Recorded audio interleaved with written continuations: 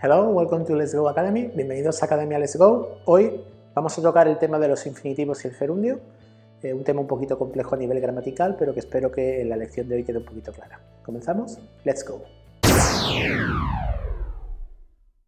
Bueno, lo primero de todo que hemos hecho ha sido crear esta especie de cuadrito para tener un poquito una visión de conjunto, con más perspectiva, de cuándo utilizar los infinitivos y los gerundios en inglés. Lo primero que tenemos que tener en cuenta siempre es que, digamos, hay una serie de verbos que prevalecen el uso del infinitivo con tú o el uso del gerundio. Esta serie de listas de verbos realmente no tenemos una especie como de truco claro para utilizarlos, sino simplemente tenemos que ir aprendiéndolo. Con el tiempo siempre se cogen de tanto usarlos y ya la gente ya un poco discrimina qué verbos van seguidos de infinitivo con tú y cuál de gerundio. Pero al principio del todo es una lista de verbos que tenemos que aprender. Mirad, justo aquí tenemos en la primera columna, en el lado del infinitivo, verbos como want, querer, decide, decidir, plan, planear o agree, estar de acuerdo. Eso significa que si después de alguno de estos verbos queremos hablar de otra acción verbal, esa acción verbal debe de ir con infinitivo con tú. Por ejemplo, ¿qué tal una frase como I want to learn? Yo quiero aprender. Como veis, en este caso, después del verbo want, el verbo que le sigue, en este caso aprender, va con infinitivo con tú. Igual que si dijéramos en este caso I decided to learn. Yo decidí aprender. O, por ejemplo, si estuviéramos diciendo I am planning to learn. ¿Vale? Os dais cuenta un poco de que el tiempo verbal en el que utilizamos el primer tiempo es un poco indiferente. Solo sabemos que después de estos verbos, de want, decide o plan o agree, si lo utilizásemos, deberíamos de poner obligatoriamente el infinitivo con tú. Pero como veis, en los tres ejemplos que he puesto, el tiempo verbal del verbo ha cambiado. Want es present simple, decided is past simple y I am planning es presente continuo. Pero en todos los casos teníamos que decir después to learn. Igual que digo to learn si dijera to play o to come home, ¿vale? ¿Qué ocurre con los verbos que prevalecen el gerundio? Pues obviamente en lugar de utilizar el infinitivo con tú después de ellos, vamos a tener que utilizar formas en ing. ¿Veis los verbos que hemos puesto aquí? Like, love, hate, verbos que se suelen llamar en inglés de gustos e intereses. Finish, finalizar. Suggest, sugerir. O avoid, evitar. Eso significa que puedo decir frases del estilo I like running, me gusta correr. Obviamente puedo cambiarla por I love running, me encanta correr, amo correr. O I hate running, odio correr. Pero también puedo utilizar el verbo finish y decir como que yo finalicé o terminé de correr. I finished, en pasado, running. O puedo decir que yo evito correr. I avoid running. O que yo sugiero correr. I suggest running. ¿Ok? Como veis, en todos estos casos, el verbo prevalece la forma de gerundio. Obviamente, hay más verbos de los que aparecen aquí. Yo solo he puesto algunos de los más conocidos. Más allá de los verbos, tenemos que tener en cuenta algunas de las expresiones para utilizar el infinitivo con tú y el gerundio. En el segundo caso, en el segundo cuadrito, hemos puesto to express purpose and as a subject. Es decir, expresar propósito u objetivo y como sujeto de una oración. Voy a empezar por la parte del propósito. I'm here to help. Estoy aquí para ayudar.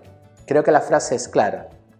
Sin embargo, esta frase podemos preguntarle al sujeto de ¿por qué estás aquí? Imaginaos que la pregunta fuera Why are you here? ¿Por qué estás aquí? Y tu respuesta fuera estoy aquí para ayudar o simplemente decir para ayudar.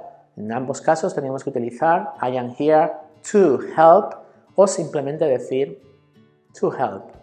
Es decir, cuando el propósito que expresa la oración es un propósito infinitivo verbal, para ayudar, para estudiar, para leer, etcétera, etcétera, etcétera, el verbo irá en infinitivo precedido de la preposición to. ¿De acuerdo?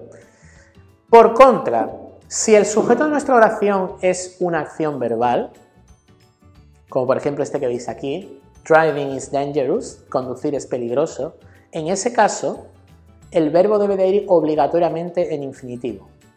Esta acepción algunas personas tienen un poquito de dificultad para entenderla, pero os sugiero que si tenéis duda penséis en lo siguiente. Aquí la palabra driving está sustituyendo al sujeto it, es decir, a eso. Imaginaos que llevamos un rato hablando de conducir y al final acabamos diciendo de que, oye, es que es peligroso. Nuestra frase sería it is dangerous, ¿ok? Eso es peligroso. Pero claro, cuando nos refiriésemos a, imaginaos que llega una persona en mitad de la conversación y no sabe de qué estáis hablando y os pregunta, bueno, pero ¿eso es peligroso? ¿Qué es eso? Tu respuesta sería driving. Driving is dangerous, you know? So, that's the point. Esa es un poco la idea, ¿vale? Cualquier acción que funcione como sujeto de la oración, además es muy típico que aparezca el verbo to be, debe de ir en ing.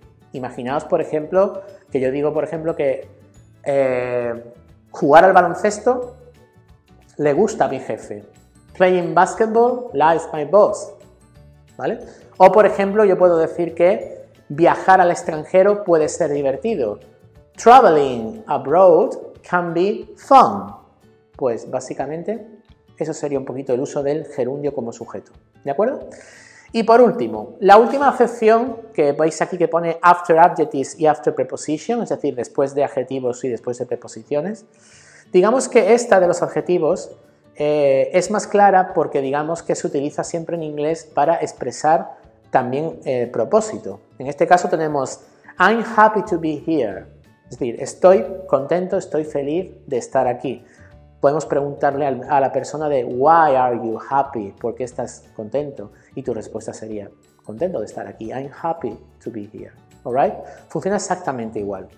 Y aquí esta es una parte bastante importante. Después de preposiciones. En inglés hay un chorro de preposiciones. Podemos ya enumerarlas y no acabar el vídeo. After, about, of, at, for, whatever. I did without asking. Yo hice eso sin preguntar, ¿vale? En este caso, without, que es la preposición sí, aparece junto a un verbo, lo hice sin preguntar. En ese caso, el verbo debe de ir siempre en ing. Esto, digamos, es extensible a cualquier frase que tenga una preposición, excepto que la preposición sea to, que como veis, la preposición to prevalece el uso del infinitivo. ¿Ok?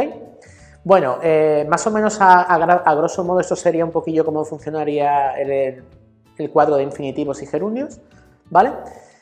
Como siempre, espero que os haya gustado el vídeo, darle a like si ha sido así, podéis dejar cualquier cosita en los comentarios y nos vemos en la próxima lección de Academia Let's Go. Bye.